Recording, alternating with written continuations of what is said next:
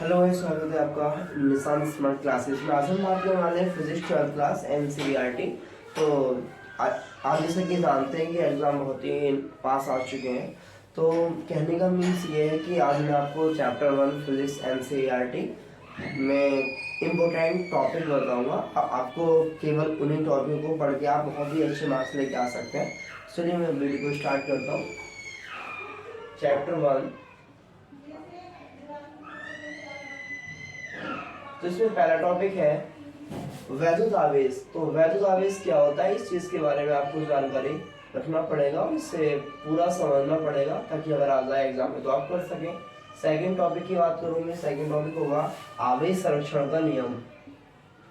आवेश संरक्षण का नियम यानी आप बोल सकते हैं कि आवेश संरक्षण का सिद्धांत या नियम बात की है। तो ये नियम क्या है, इसके बारे में आपको याद करना पड़ेगा कि मतलब इस सिद्धांत के अनुसार आवेश को ना तो उत्पन्न किया जा सकता और ना ही नष्ट किया जा सकता। इसे आवेश संरक्षण का सिद्धांत कहते हैं, आवेश संरक्षण का नियम कहते हैं। तीसरा मोस्ट इंपोर्टेंट टॉपिक है कूलाम का नियम। कूलाम का नियम वेरी मोस्ट इंपोर्टेंट क्वेश्चन है जो कि बहुत बार एग्जाम में आ चुका है। कूलाम का नियम बहुत इंपॉर्टेंट है।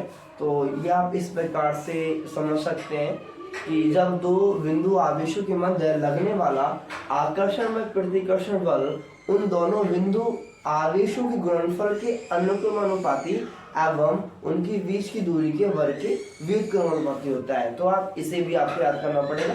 और ये जो इसका फॉर्मूला होता है कि F is equal to 1/4 Q1 Q2 अपना R², इसे भी आपको याद रखना पड़ेगा ताकि अगर एग्जाम में आ जाए तो आप लिख सकें।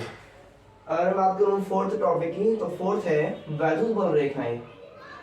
वैद्युत बल रेखाएं क्या होती हैं और इनके गुण भी आपको लिखने पड़ेंगे कि अर्थात ये रेखाएं एक दूसरे को नहीं काटती और एक दूसरे के लंबवत होती है। बहुत सारी चीजें आपको इसमें याद करनी पड़ेगी। मैं आपको ओनली टॉपिक बता रहा हूँ। टॉपिक आपको जो उसकी थ्योरी है वो खुद याद करनी पड़ेगी। मैं ओनली टॉपिकों के नाम बता रहा हूँ आपको। पांचवा टॉपिक है वैद्युत क्षेत्र की तीव्रता। वैद्युत क्षेत्र की तीव्रता।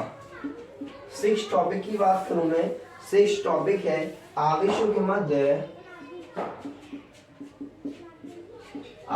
के मध्य बल का अध्यारोपण सिद्धांत। सेवेंथ टॉपिक की बात करूं, सेवेंथ टॉपिक है आपका वैद्युत द्विध्रुव। यानी वैद्युत द्विध्रुव किसे कहते हैं और इसका सूत्र व इसका मात्रक व इसकी विमाएं लिखिए। तो वो आपसे कुछ भी पूछ सकता है 1 या 2 नंबर में, तो आपको उसी हिसाब से आपको आंसर लिखना पड़ेगा। अगर मैं बात करूं एक टॉपिक की, तो एक टॉपिक आएगा वैद्युत द्विध्रुव आघूर्ण किसे कहते हैं। वैद्युत द्विध्रुव आघूर्ण।